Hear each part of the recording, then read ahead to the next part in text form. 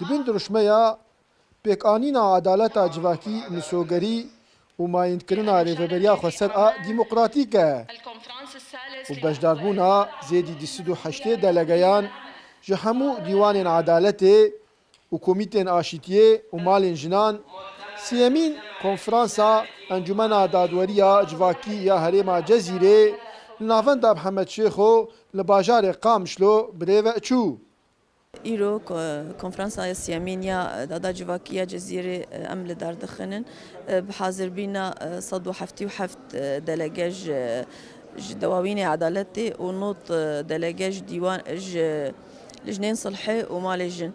Yani di sistema medanê malê jin û lijnê silhê û dîwanên adeletê ev temsîla adaleta civakî dikin.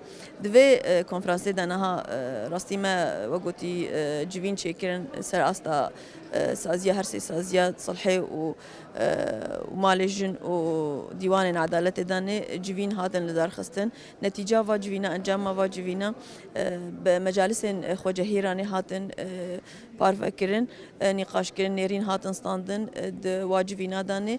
Netîca va civîna raporek hat hazirkirin. Ew rapora niha karûbarê adeletê 3 sala danê yê werê nirxandin. Mijarên yên got kongir de hatin gotûbêjkirin ji bilî sîstema wê hundirîn aktîvkirina Encûmena Adeletê li deveran ji milê dadweriyê û ji milê civakî de.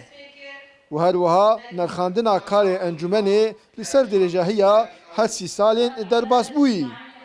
هدف وارمانجا مجلس كونفرنسي هناك بريالي مهم ام كارمن در حق عدالة اخويا بيك بينن يكجي مسألة تفعيل عدالة مي جواكية ودورة دوانا مي عدالة جواكيجي دورك جواكي بليزم دريا تحكيم دريا بلاتفورم دريا اف كوميتي مي تيبتر بريق بشي قانوني لبنرن جبوك مشكلة جواكي ام كاربن زو چارەسەر بكن يعني داویا konferansê sêyemîn de encûmenek ji 19 kesan hate hilbijartin û paş re wê di hundirê wê encûmenê de wê serokatîk ji bo Encûmena Adaleta Civakî wê bêye hilbijartin.